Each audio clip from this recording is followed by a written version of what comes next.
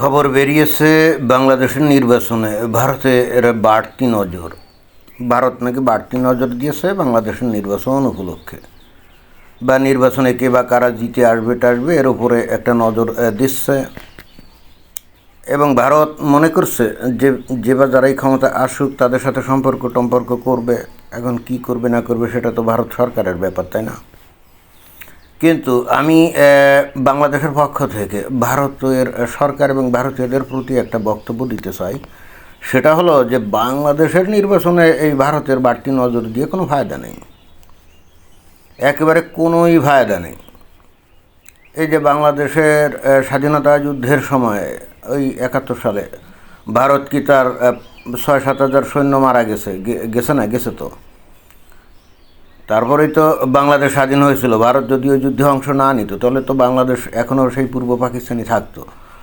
তো এই জন্যে কি বাংলাদেশের মানুষ ভারতের প্রতি কৃতজ্ঞ নাকি? না, কৃতজ্ঞ না।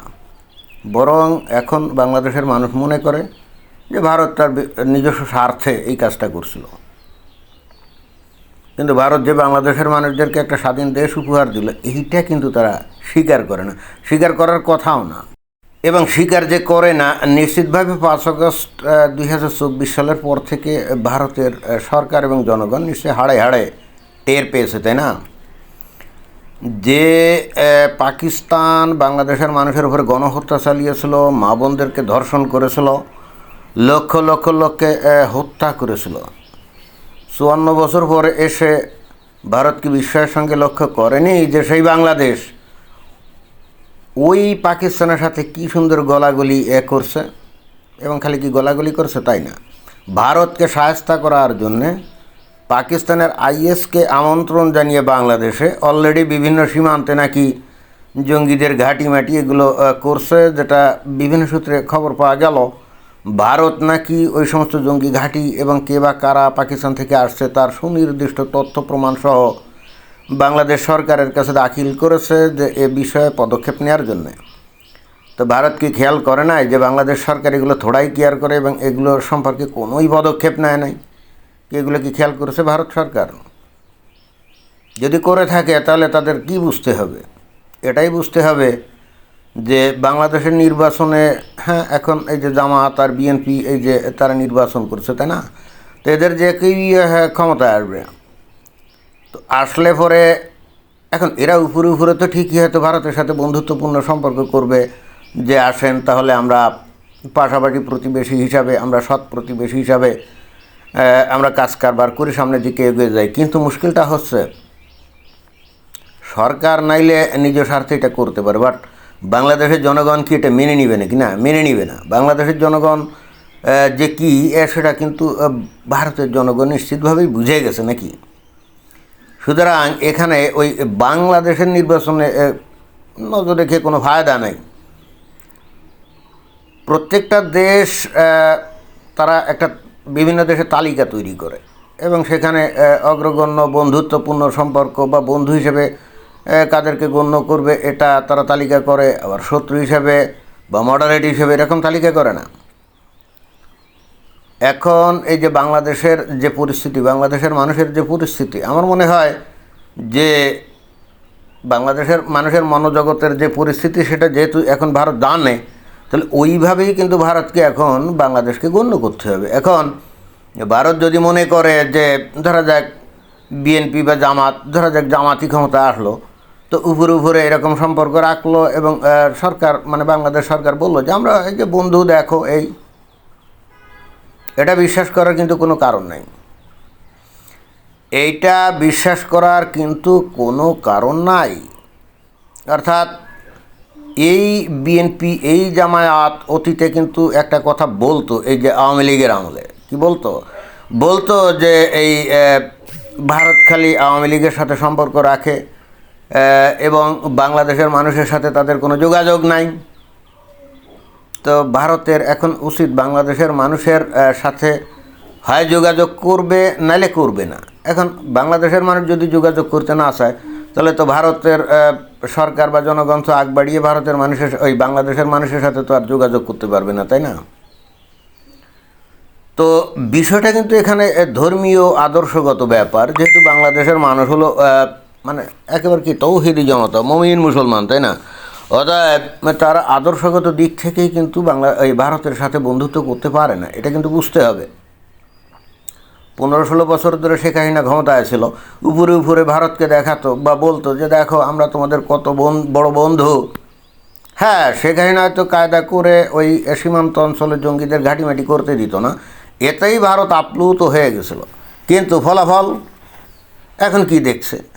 এখন দেখছে ভারতকে ঠিকই ওই বাংলাদেশের থেকে জঙ্গি গিয়ে যাতে ভারতে হামলা টামলা না চালায়, 7 সিস্টার্সের সেই সীমানা অঞ্চলে, তারপরে শিলিগুড়ি করিডোর, ওখানে কি ঘাঁটি করা লাগছে না? কি সেনাবাহিনীর ঘাঁটি করা লাগছে না? লাগছে তো। কেন এতদিন ধরে লাগলো কেন? আসলে তো হওয়ার কথা ছিল যে যেহেতু বাংলাদেশের সাথে ভারতের এত বন্ধুত্ব, এত ব্যবসা বাণিজ্যের সম্পর্ক, তাই না? বাংলাদেশে খাদ্যের অভাব ঘটলে ভারত খাদ্য পাঠায়, তারপরে বাংলাদেশের ব্যবসা বাণিজ্য যাতে উন্নত হয় এই জন্য ভারত তার পোর্ট টোট এইগুলো বাংলাদেশকে ব্যবহার করতে দিত। তাহলে অন্তত এই দৃষ্টান্ত অনুযায়ীও তো বাংলাদেশের মানুষের সাথে বা বাংলাদেশের মানুষ ভারতের সাথে বন্ধুত্বপূর্ণ আচরণ করতো। তা কি করছে? না, করে নাই। এমনকি ইন্টারেস্টিং ব্যাপার, যে ব্যবসায়ীরা ভারতের এই বন্দরগুলো ব্যবহার করে ওই যে বিদেশে মালটাল পাঠাইতো, ব্যবসা বাণিজ্য করতো, ওই ব্যবসায়ীরাও কি ভারতকে পছন্দ করে বা ভালোবাসে? না। And this is the reality. Sheikh হাসিনার আমলে উপরে উপরে বন্ধুত্ব ভাব দেখাতো, কিন্তু ভিতরে ভিতরে তো উনি আবার এমন মানে পরিবেশ তৈরি করছিলেন, এমন একটা অবস্থা তৈরি করছিলেন যাতে করে প্রচণ্ড রকম ভারত বিরোধী জনগণের সৃষ্টি হয়, তাই না? এবং সেটাই ঘটছে। শেখ হাসিনার আমলে হয়তো প্রকাশ্যে সেটা বলতে পারতো না, কিন্তু যখনই শেখ হাসিনা চলে গেছে তখন এক্কেবারে মানে আগ্নেয়গিরির অগ্নুৎপাতের সেই বিস্ফোরণের মতো বাংলাদেশের মানুষ একেবারে বোমার বিস্ফোরণ, পারমাণবিক বোমার বিস্ফোরণের আকারে তারা কিন্তু তাদের মনোভাব প্রকাশ করে দিয়েছে। কি দেয় নাই? দিয়েছে তো। এবং আমরা দেখতে পেয়েছি যে বাংলাদেশের মানুষ বেসিক্যালি ভারতকে কি ভয়ঙ্কর রকম ঘৃণা করে, এটাই। সুতরাং এই মৌলিক এই ভিত্তি, এই যে বাংলাদেশের মানুষ ভারতকে ঘৃণা করে, এবং সেটা তো ধর্মীয় কারণে আমি বলি, অর্থাৎ এইটাকে আমলে নিয়ে ভারতকে কিন্তু বাংলাদেশের সাথে সম্পর্ক তৈরি করতে হবে। যদি সেটা না করে তাহলে ভবিষ্যতে ভারতকে পস্তাতে হবে। আর পরিশেষে যেটা বলি, আমরা বাংলাদেশের মানুষ, বাংলাদেশে কারে কি ক্ষমতায় বসাইলাম বা না বসাইলাম এটা আমাদের ব্যাপার। অর্থাৎ আমরা যা ইচ্ছে খুশি আমাদের বাংলাদেশের মধ্যে করব। এখানে ভারতের কি করণীয় আছে বা ভারত কি করবে? কিছু করতে পারে? ভারতের সেই দুঃসাহস আছে? আমার তো মনে হয় না। তবে হ্যাঁ, ভারত তার আত্মরক্ষার জন্যে তারা নিজেদের ব্যবস্থা নিজেরা করবে, তাই না? আর আমরা যা ইচ্ছা খুশি আমাদের দেশের মধ্যে করব, মারামারি গাটাগাটি করব, জঙ্গিদের প্রশিক্ষণ দেব, অনেক কিছু করব। কারণ শেখ হাসিনাই তো এই মানুষগুলোকে তৈরি করে গেছে। এখন শেখ হাসিনা নিজে ভারতে গিয়ে আশ্রয় নিয়ে আসে, তাই না? তো ভারত সরকার কি শেখ হাসিনাকে জিজ্ঞেস করছে যে, কোনোদিন জিজ্ঞেস করছে যে আপনি তো জঙ্গি টঙ্গি এগুলো দমন টমন করতেন, তো আপনার শাসনামলে এত ভারত বিরোধিতা কেন?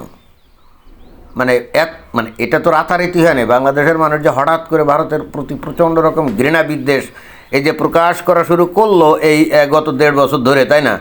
তো এটা তো রাতারাতি হয় নাই, এটা তো বছরের পর বছর ধরে এরা মানসিকভাবে ওরকমই হচ্ছিল। তো এটা কার আমলে হচ্ছিল? সেই শেখ হাসিনার আমলেই তো হয়েছিল নাকি? তো ভারত সরকার কি শেখ হাসিনাকে জিজ্ঞেস করছে কোনো দিন যে আপনার আমলেই তো এরা আস্তে আস্তে ভিতরে ভিতরে এরকম হয়েছিল, তো আপনি এমন কী করছিলেন যে কারণে এটা হয়েছিল? আমার মনে হয় যে সমস্যা কোথায় এটা খতিয়ে দেখতে হবে, আবিষ্কার করতে হবে, and then maybe there will be a remedy, right, to cure or to overcome the problem. ধন্যবাদ।